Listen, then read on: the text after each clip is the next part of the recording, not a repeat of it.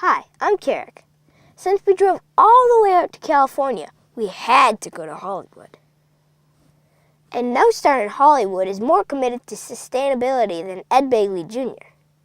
He's been in a lot of movies and TV shows, but his favorite role is to show people how to live a greener lifestyle. Today we're going to Ed's house for a special tour. Then we'll chat with him about going green. Let's go meet Ed Begley Jr. Our Renewable Nation, a cross-country eco-video adventure, is brought to you in part by Greenfeet, the planet's home store, selling green living products online at greenfeet.com.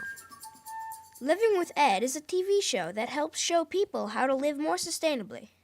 Let's join Ed for a tour of his house and talk sustainability. Hi, I'm Carrick. Hi, Carrick. I'm Ed Begley. Nice to meet you. Thanks for coming to my home. Thank you. So what is sustainability? Sustainability is a term that's used often for the environment, and that's the way I'm sure you're using it, the way I use it. That means living within your means. That is to say, it's the same as you would do to live financially within your means. You wouldn't want to spend all your money and have none left.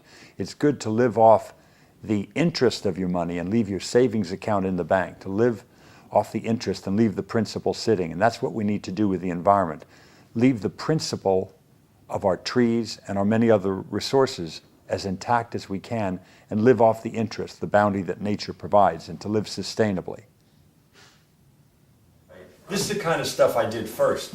When I first moved in here in '88, I did it in a certain order. And that's what I always, when I talk about it, tell everybody to do it just that same way. The way I really did it starting in 1970, because I was a broke and struggling actor in 1970. I didn't have a lot of money. So I picked the low-hanging fruit first. I did the cheap and easy stuff first. That's what I always recommend people do. Get the energy-efficient light bulbs. Get the energy-saving thermostat. Put the weather stripping around your doors and windows. Ride a bike when weather and fitness permit. Public transportation if it's available near you. Home gardening, home composting. All that stuff I just mentioned, really cheap. You'll save money from that. Then maybe you can move up the ladder and buy a rain barrel that you'll see in a minute. Or a solar oven, stuff that's kind of medium ticket item. Then you move up the ladder some more. Pretty soon maybe you can afford some insulation in your attic. Some double pane windows. Or maybe one day a hybrid car. And one day pretty soon you'll be able to afford solar hot water. Maybe one day the top of the mountain, if you will, solar electric, the big ticket items like that. But you don't run out and do all that stuff right away. You don't run up Mount Everest. You do the cheap and easy stuff. So do we all have to live like cavemen to be sustainable? That's a choice that many people think we have to make. That there's no choice other than limousines or loincloths, and there's nothing in between. Well, there's lots of choices in between.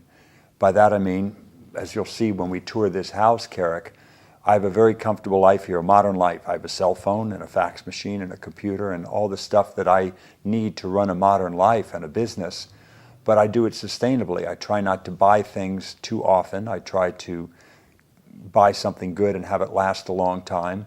And it's a comfortable house. It's just, been retrofitted to be as environmentally sound as possible. Carrick, you can see the electric car. Yeah. This is it. You want to charge a car in the sun, Carrick? I can charge my car on the sun. And now Because during it's the been day. stored in the battery. My number one form of transportation after walking is my bicycle. Walking is number one because I can walk everywhere in this neighborhood. Number two is bicycle. Number three is public transportation. And I quite deliberately moved here because it's a transportation hub, Laurel and Ventura.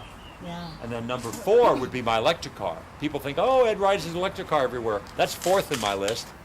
Some famous people say, hey, everybody should be green, but then they don't do it.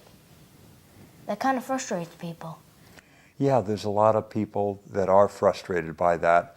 I wish everybody would do more. I'd like to do more myself. Many days I feel I don't do enough. But I'm actually happy that people do whatever they can. You know, the people that talk about it, that has value for people to talk about it, get other people aware, and I'm grateful for that. But I myself like to not just talk about it, but to actually implement everything I can afford, everything I can do in a practical sense around my home. And it turns out I can do a lot. You know, again, I started small, Carrick. I started with cheap and easy stuff in 1970 that I could afford, and I saved money and I did some more, and I saved some more and I did some more. I just kept building on that. And so good for you for doing it, Carrick. Thank you. Nice to meet you.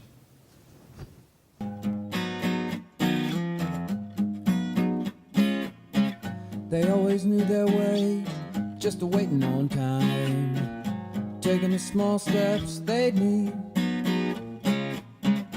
to walk the walk and talk it, treading lightly as they go. Life lived with passion sure is fine.